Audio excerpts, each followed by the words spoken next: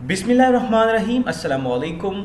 मैं अपने YouTube channel से सदाम अशरफ आपसे मुखातिब हूँ। आज की वीडियो लेके आपकी खिदमत में हाजिर हुआ हूँ और आज की वीडियो में हम वो तमाम मालूमात को यहाँ पे डिस्कस करेंगे जो एक रिसर्च थीसिस स्टूडेंट जानना चाहता है। तो आज की वीडियो हमारे पास सिर्फ और सिर्फ रिसर्च थीसिस के हवाले से डिलीवर की जा रही है, आप तक पहुंचाई जा रही है। और इस वीडियो में हम डिस्कस करेंगे कि एक रिसर्च थीसिस स्टूडेंट को कौन कौन सी प्रॉब्लम्स का सामना करना पड़ता है और उसको गूगल, यूट्यूब से या अदर्स जितने भी हमारे पास वेबसाइट्स हैं वहाँ पे उनको सर्च करना पड़ता है और चीज़ें बहुत ही मुश्किल से मिलती। तो आज की वीडियो में हम वो तमाम चीज़ें यहाँ पे डिस्कस करेंगे, वो तमाम मालूमात रिसर्च थीसिस स्टूडेंट तक पहुँचाएंगे जो वो जानना चाहता है। So let's start. हमारे पास आज के लेक्चर का हमारा टाइटल है जी, a briefly review on research thesis.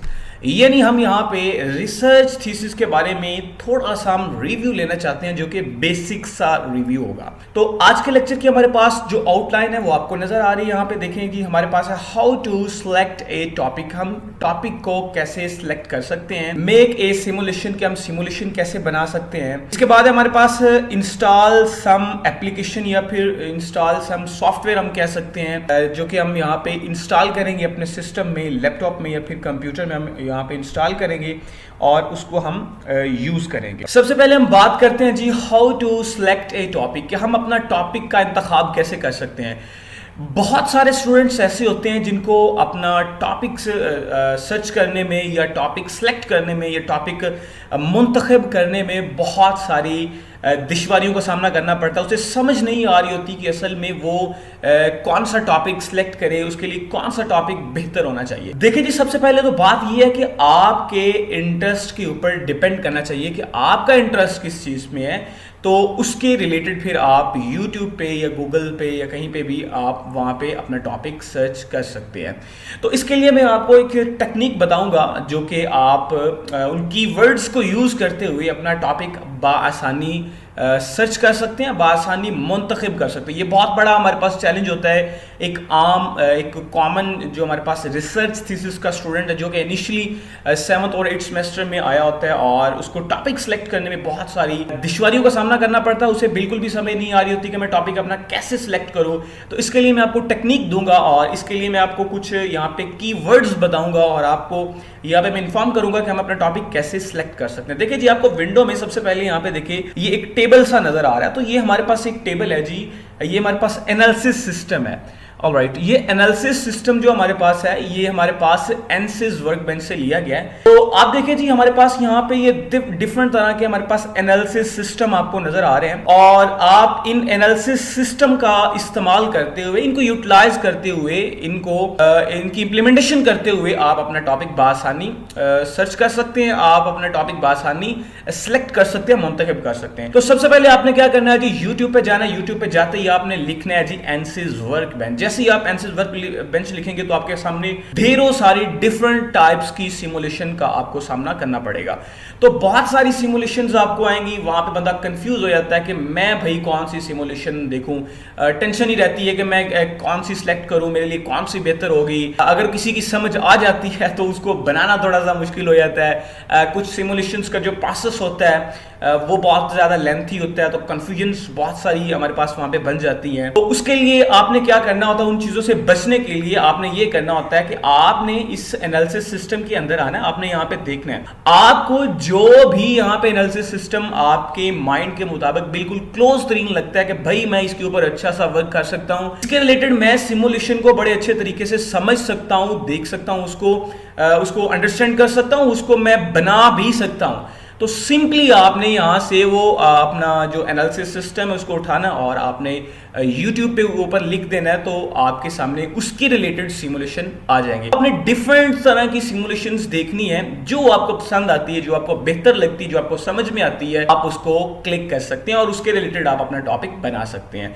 तो जो आपको लेट्स सपोज अगर आपको यहाँ पे मैं आपको दिखाता हूँ इलेक्ट्रिक है जी, इलेक्ट्रिक पे अगर आपको कोई टॉपिक पसंद आ गया है, सिमुलेशन पसंद आ गई, आपको बनानी भी आ गई है, वो सारी बना भी सकते हैं। वेरी वेरी इजी वे से आप उसको बना सकते हैं, आपको डिफिकल्टीज का सामना नहीं करना पड़ता। तो सिंपल आप इसके रिलेटेड गूगल स्कॉलर्स के ऊपर आप उसका रिसर्च पेपर देखें, उसके आर्टिकल्स देखें, उनके एब्स्ट्रैक्ट पढ़ें, उनके इंट्रोडक्शंस पढ़ें, तो आपको बहुत सारी चीज़ें समझ में आ जाएंगी। तो ये मैं आपको टेक्निक बताना चाहता था कि ऐसे ही आप एनसेस वर्कबेंच लिखें या आप ढेरों सारी सिमुलेशंस देखें, तो आपको टॉपिक सेलेक्ट करने में, आपको टॉपिक मुंतखब करने में बहुत सारा आपका वक्त ज़ाया हो सकता है और आपको बहुत सारी डिफिकल्टीज का सामना करना पड़ सकता है। तो इसके लिए बेहतर यही है कि सिंपल आप यहाँ पे एनालिसिस सिस्टम में आए और जो आपको बेहतर लगता है एनालिसिस सिस्टम, जो आप इजीली अप्रोच कर सकते हैं, आपको समझ आ सकती है, सिंपल उसको क्लिक करें और क्लिक करने के बाद उसका आप YouTube के ऊपर उसको लिखें और उसके रिलेटेड बहुत सारी सिमुलेशंस आ जाएंगी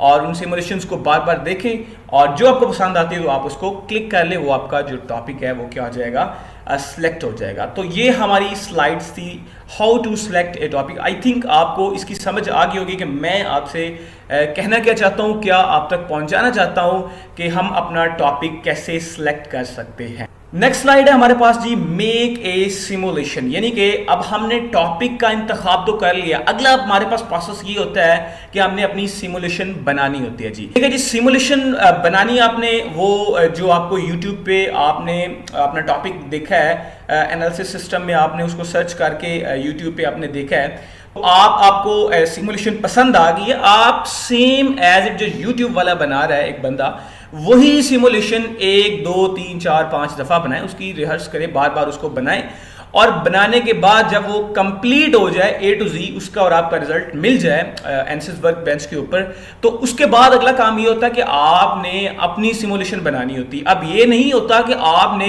ये जो YouTube पे सिमुलेशन बनाई है बिल्कुल वही सेम एज इट आप कॉपी कर लें, ऐसा पॉसिबल नहीं है।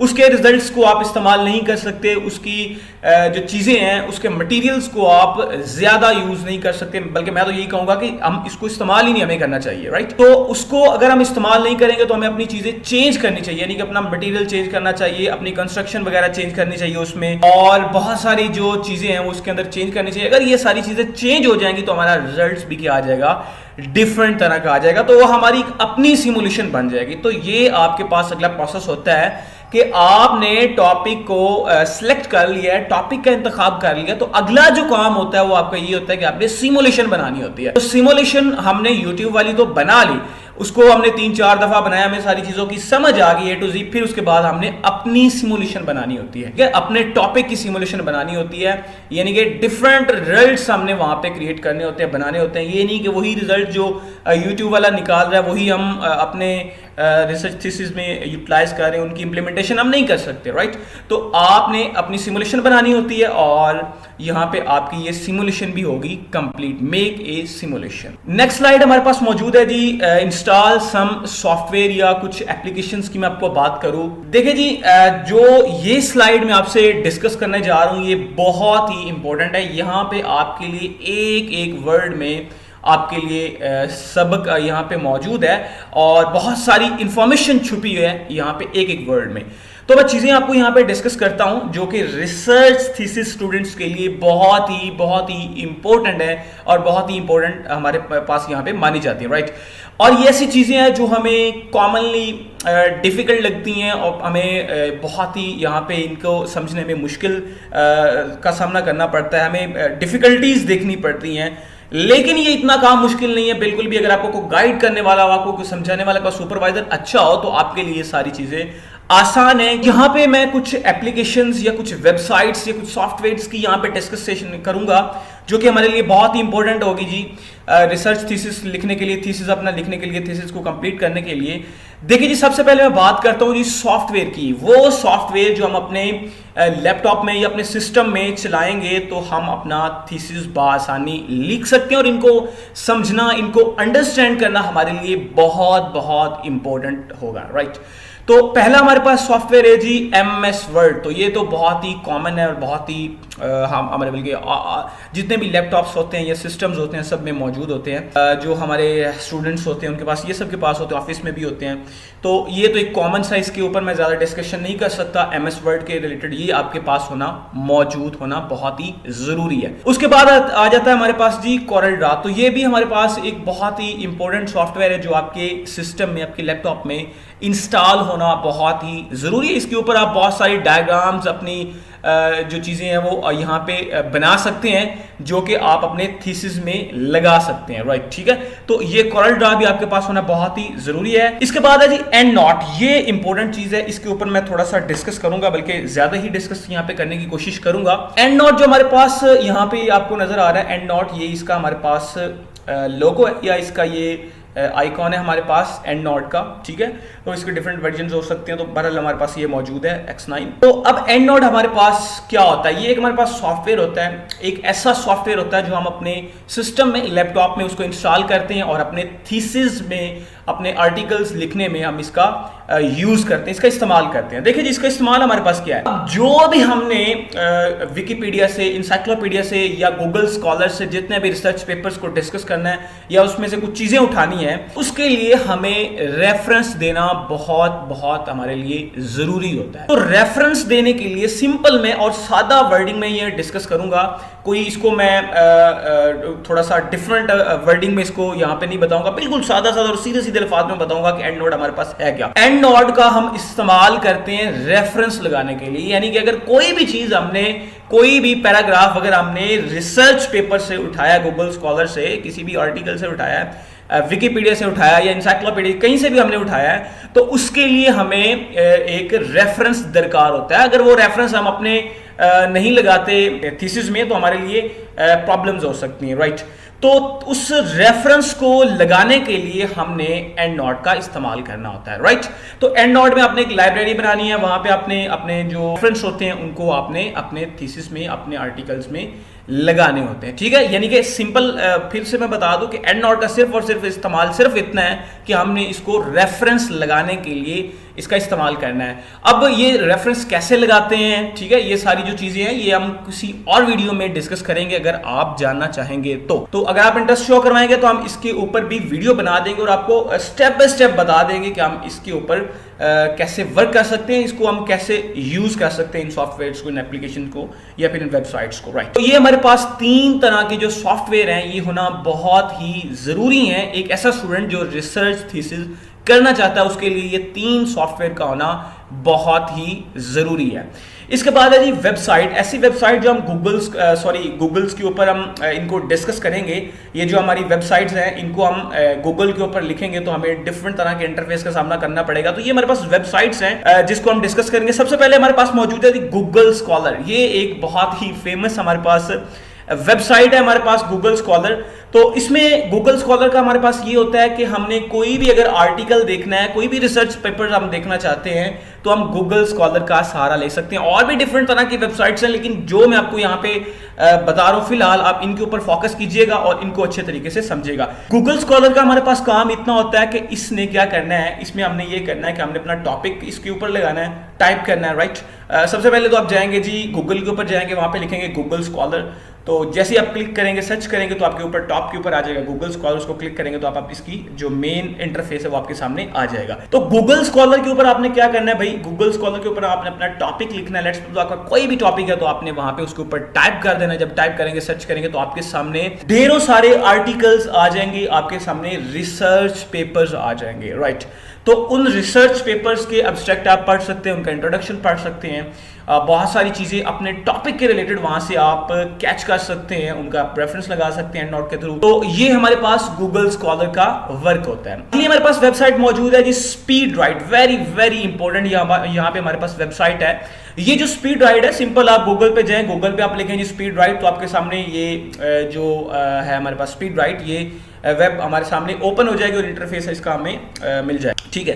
अब स्पीड राइट का हमारे पास काम क्या है, सिंपल अल्फाज में आपको बताऊं तो स्पीड राइट का हमारे पास काम ये है कि इसने प्लेजरिज्म खत्म करना है। भाई आपके थीसिस में जो भी प्लेजरिज्म आएगा या आप कोई भी पैरा उठाते हैं या आप कोई भी आर्टिकल या किसी रिसर्च पेपर्स में से आप अपना कोई पैरा उठाते हैं जो आपके टॉपिक के रिलेटेड और आपको पसंद आ गया है, तो आप क्या करेंगे, उस पैरे को उठाएंगे, कॉपी करेंगे, वहां से कॉपी करने के बाद इस वेबसाइट पे आपने उसको लगा देना है। जब एंटर करेंगे तो ये सारी की सारी चीजें जो है वो उस पैरे की चेंज कर देगा, मुख्तलिफ कर देगा, डिफरेंट कर देगा, अलग अलग कर देगा, यानी सेम नहीं रहेगा। उसमें सिनोनिम अलग अलग हो जाएंगे, सेंटेंस टोटली वहां पे ही चेंज कर देगा, आपका एक्टिव वॉइस पैसिव वॉइस में चला जाएगा, कन्वर्ट हो जाएगा। ठीक है, ये जो टेंसेज होते हैं वो भी कन्वर्ट्स हो जाते हैं। यानी कि ओवरऑल मैं आपको ये कहना चाहूं कि ये जो हमारे पास स्पीड राइट है, ये प्लेजरिज्म को रिमूव करने के लिए इस्तेमाल किया जाता है। यानी कि जो भी हमने पैरा किसी भी रिसर्च पेपर से या किसी आर्टिकल से, इंसाइक्लोपीडिया, विकिपीडिया से, कहीं से भी उठाया है, तो उसको ये क्या करेगा, उसको ये चेंज कर देगा, उसको बिल्कुल ये एक नए अंदाज में आपके सामने पेश करेगा, जिसमें सिनोनिम्स भी सारे चेंज हो जाएंगे और ये जो हमारे पास सेंटेंस है वो भी कंप्लीटली क्या हो जाएगा, हमारे पास चेंज हो जाएगा। तो यहां पे आप सोच रहे होंगे तो भाई अगर हम इसका इस्तेमाल करें तो प्लेजरिज्म तो बिल्कुल भी नहीं आएगा, कख भी नहीं आएगा। तो बिल्कुल नहीं आएगा, चांसेस बहुत कम हो जाते हैं इसको यूज करने के। लेकिन इसका हमारे पास एक डिसएडवांटेजेस बहुत बड़ा है। डिसएडवांटेज इसका सिंपल यही है कि हमारे पास हम इसको अपने जो जीमेल है, गूगल अकाउंट है, वहां पे हम इसको सिर्फ 2 बार इस्तेमाल कर सकते हैं। यानी कि गूगल अकाउंट जो कि हमारे पास एक गूगल अकाउंट होगा, एक गूगल अकाउंट से हम इसको सिर्फ 2 बार चला सकते हैं, यानी कि 2 बार इसको यूज कर सकते हैं, इसका इस्तेमाल कर सकते हैं, सिर्फ 2 बार। तो इसका हल अब बता दीजिए। इसका हल अब यही है कि भाई आप डिफरेंट तरह के जो आपके पास गूगल अकाउंट है वहां पे यूज करें और आप इसको यूज कर सकते हैं। या फिर इसका बेहतरीन हल ये है कि आप इसको बाय भी कर सकते हैं, परचेज कर सकते हैं, ये भी आपके पास ऑप्शन अवेलेबल है। इट्स अप टू यू कि आपको क्या करना है, राइट। इसके बाद हमारे पास है जी क्विलबॉट। क्विलबॉट भी बिल्कुल एक ऐसा काम करता है जो स्पीड राइट करता है। क्विलबॉट भी यही कहता है कि भाई पैरा लेके आओ, मैं आपको प्लेजरिज्म खत्म कर दूंगा।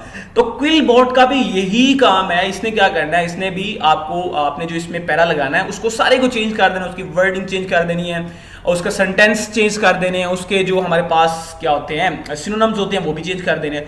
तो क्विलबॉट भी एज ए स्पीड राइट के तौर पे काम करता है, लेकिन क्विलबॉट हमें बहुत बड़ा फायदा भी दे जाता है। कहता है भाई रुको, आपको अगर स्पीड राइट ने नहीं फायदा दिया तो मुझसे ले लो। क्विलबॉट ये करता है कि कहता है कि आप जितनी मर्जी आप यूज मुझे करें और आपको किसी भी तरह के जो गूगल अकाउंट है ना वो आपको बार बार लगाने की जरूरत नहीं है। यानी कि यहाँ पे क्विलबॉट में रिस्ट्रिक्शन नहीं है कि आप 2 बार या 3 बार या 4 बार एक ही अकाउंट से इसको चला सकते हैं, ऐसा कोई भी यहाँ पे सीन नहीं है। आप जितनी मर्जी दफा एक ही अकाउंट से क्विलबॉट को चला सकते हैं और इसको यूज करके आप प्लेजरिज्म रिमूव कर सकते हैं। आप अपना पैराग्राफ चेंज कर सकते हैं जिसमें हमारे पास जो है जी उसका सिनोनिम, उसकी वर्डिंग सारी क्या हो जाएगी, चेंज हो जाएगी, ऐसे ही जैसे स्पीड राइट काम करता है। इसके बाद हमारे पास मौजूद है जी साई हब। ये जो साई हब है ना, ये बहुत ही इंपॉर्टेंट हमारे पास वेबसाइट है। इसके बारे में आपको बताता हूं। अब देखें जी, हमने क्या किया जी, हम गए गूगल स्कॉलर के ऊपर, हमने अपना टॉपिक वहां पे लिखा और हमें एक रिसर्च पेपर को क्लिक किया, ओपन हो गया, उसका एब्स्ट्रैक्ट पढ़ा तो हमें उसका एब्स्ट्रैक्ट बड़ा ही चंगा लगा, बड़ा ही अच्छा लगा, बड़ा ही प्यारा लगा, हमें उसकी समझ आ गई, बड़े ज्यादा अल्फाज में लिखे। अब हम चाहते हैं कि हम इस सारे के सारे रिसर्च पेपर को पढ़ें जो कि हमारे सामने पीडीएफ की शक्ल में हमारे सामने आना चाहिए, पीडीएफ की फॉर्म में हमारे सामने आना चाहिए। जिसने आर्टिकल लिखा उसने कुछ रिस्ट्रिक्शंस लगाई होती हैं कि वो चाहता है कि भाई मैं अपना रिसर्च पेपर किसी को ना पढ़ाऊं, सिर्फ एब्स्ट्रैक्ट पढ़ाऊं, या फिर कुछ पीडीएफ जो नहीं भी सामने आता है गूगल स्कॉलर पे, तो उसके लिए जो हमारे पास साई हब है बहुत बड़ी एक चाबी की तरह काम करता है। बहुत बड़े ताले को खोलने के लिए साई हब का हम इस्तेमाल कर सकते हैं। तो साई हब का मैं फिर से बता देता हूं कि हमें अगर गूगल स्कॉलर के ऊपर हमने कोई आर्टिकल देखा है, कोई रिसर्च पेपर देखा है अपने टॉपिक के रिलेटेड, अब हमने उसका एब्स्ट्रैक्ट पढ़ा है, तो एब्स्ट्रैक्ट हमें पसंद आ गया, हम उसका रिसर्च पेपर पढ़ना चाहते हैं जो कि पीडीएफ फॉर्म में अवेलेबल नहीं है और उन्होंने उसको लॉक किया होता है। तो लॉक किया होता है, तो इस लॉक को खोलने के लिए, इस ताले को खोलने के लिए साई हब एक चाबी के तौर पे काम करता है और इसका इस्तेमाल करके हम क्या कर सकते हैं, हम जो हमारे सामने रिसर्च पेपर है, जो आर्टिकल्स है, जो हमें सिर्फ एब्स्ट्रैक्ट मिल रहा है वो सारा कंप्लीट नहीं मिल रहा, पीडीएफ फॉर्म में नहीं मिल रहा, तो उसको हम देख सकते हैं साई हब का इस्तेमाल करके। साई हब हमारे पास इसको इस्तेमाल कैसे करते हैं, देखिए जी, हमारे पास जो होता है ना आर्टिकल या रिसर्च पेपर जो भी होता है आपके सामने जो पड़ा है गूगल स्कॉलर के, उसमें ना एक DOI हमारे पास एक कोड कह लें या वो लिंक की फॉर्म में होता है या कुछ डिजिट्स मौजूद होते हैं DOI। अब आपने क्या करना है, अब आपने उन DOI को कॉपी पेस्ट साई हब के ऊपर यहाँ पे लगा देना है, सर्च करना है, तो आपके सामने वो जो आपका रिसर्च पेपर होगा वो मुकम्मल तौर पर खुल के आपके सामने आ जाएगा। वो मुकम्मल तौर पे PDF आपके सामने आ जाएगा, जो कि आप साई हब के बगैर यहाँ पे नहीं देख सकते। और भी डिफरेंट सारी है, लेकिन यहाँ पे आप फिलहाल इक्तफा साई हब के ऊपर ही कीजिए। बहुत ही ये हमारे पास वैलिड है और काम करने वाली वेबसाइट है। यहाँ पे भी कोई गूगल्स अकाउंट जो कि बार बार आपको लगाने पड़ते हैं, ऐसा कोई सीन नहीं। साई हब भी वेरी वेरी इंटरेस्टिंग वेबसाइट है, जो कि हम किसी भी रिसर्च जो पेपर है आर्टिकल्स को उसने उसको लॉक किया हुआ है, तो हम DOI का इस्तेमाल करके उसको कॉपी पेस्ट करके यहाँ पे साई हब पे, तो हम साई हब का इस्तेमाल करके उस रिसर्च पेपर को, उस आर्टिकल को मुकम्मल तौर पे पढ़ सकते हैं। तो ये हमारे पास कुछ थी जी इसकी सॉफ्टवेयर जो हमने डिस्कस की है, इसकी वेबसाइट्स डिस्कस की जो कि बहुत ही इंपॉर्टेंट थी। और ये ऐसी तमाम चीजें थी जो एक आम, जो एक कॉमन, जो एक इनिशियली स्टूडेंट रिसर्च थीसिस का है वो जानना चाहता। तो ये बहुत ही इंपॉर्टेंट थोड़ी सी चीजें थी जो मैंने डिस्कस की। तो अब हम चलते हैं जी अगली स्लाइड पे। नेक्स्ट स्लाइड हमारे पास मौजूद है जी, हाउ टू राइट थीसिस, और ये हमारे पास लास्ट स्लाइड है, बहुत ही इंपॉर्टेंट स्लाइड हमारे पास है जी। इसको अब जितनी भी हमने सारी की सारी पीछे चीजें यूज की हैं, उन सारी की सारी चीजों का इस्तेमाल करके हम यहाँ पे थीसिस को लिख सकते हैं वेरी वेरी इजी मेथड से। कोई हमारे पास ये मुश्किल नहीं है, ठीक है। जितनी भी हमने वेबसाइट्स या फिर हमने सॉफ्टवेयर डिस्कस किए, उन सब का इस्तेमाल करके हम यहाँ पे थीसिस को लिख सकते हैं। हम बात कर चुके हैं। इसके बाद हमने जी टेम्पलेट एक मिला होता है, जो कि हमने टेम्पलेट का इस्तेमाल करना है। टेम्पलेट का इस्तेमाल करते हुए हमने अपना थीसिस लिखना होता है। टेम्पलेट सिंपल फॉर्म में आपको प्रोवाइड किया जाता है, ठीक है, यूनिवर्सिटी की तरफ से या कहीं से भी आपको, कॉलेज से या सुपरवाइजर से।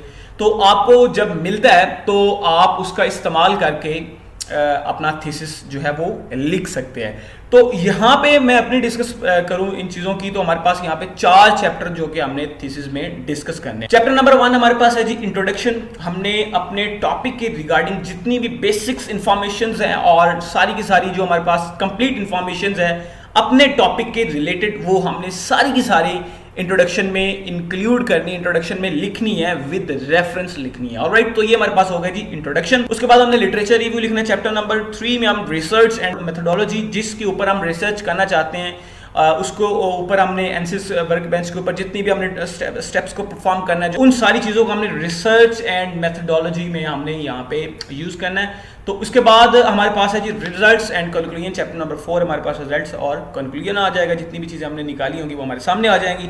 तो ये हमारे पास एक ब्रीफ सा हमारे पास इंट्रोडक्शन था, या ब्रीफ सा या बेसिक सी कुछ चीज़ें थी जो कि मैं आपसे डिस्कस करना चाहता था, जो कि बहुत बहुत इम्पोर्टेंट थी हमारे लिए, एक कॉमन स्टूडेंट के लिए जो कि इनिशियली तौर पे रिसर्च थीसिस में जिसने कदम अपना रखा है और इन सारी चीज़ों की वो मालूमात या इंफॉर्मेशन जानना चाहता था। तो उम्मीद करता हूँ आपको आज की वीडियो समझ आई होगी, जिसमें हमने बहुत सारी चीज़ों को डिस्कस किया और डिटेल से डिस्कस किया। इसके बाद हम जो चीज़ें हैं जी उनको परफॉर्म करना, कि हम उनको प्रैक्टिकली कैसे परफॉर्म कर सकते हैं। लाइक आपके पास सॉफ्टवेयर है या आपके पास वेबसाइट्स हैं, अगर आप जानना चाहते हैं कि हम उन सब चीज़ों को कैसे उनकी इम्प्लीमेंटेशन कर सकते हैं, उनको कैसे यूज़ कर सकते हैं अपनी रिसर्च थीसिस लिखते हुए, तो आप कमेंट सेक्शन में बता सकते हैं। अपनी राय का इजहार कमेंट सेक्शन में ज़रूर कीजिएगा। मिलते हैं एक नई वीडियो के साथ, तो तब तक के लिए साइनिंग ऑफ, अल्लाह हाफिज़।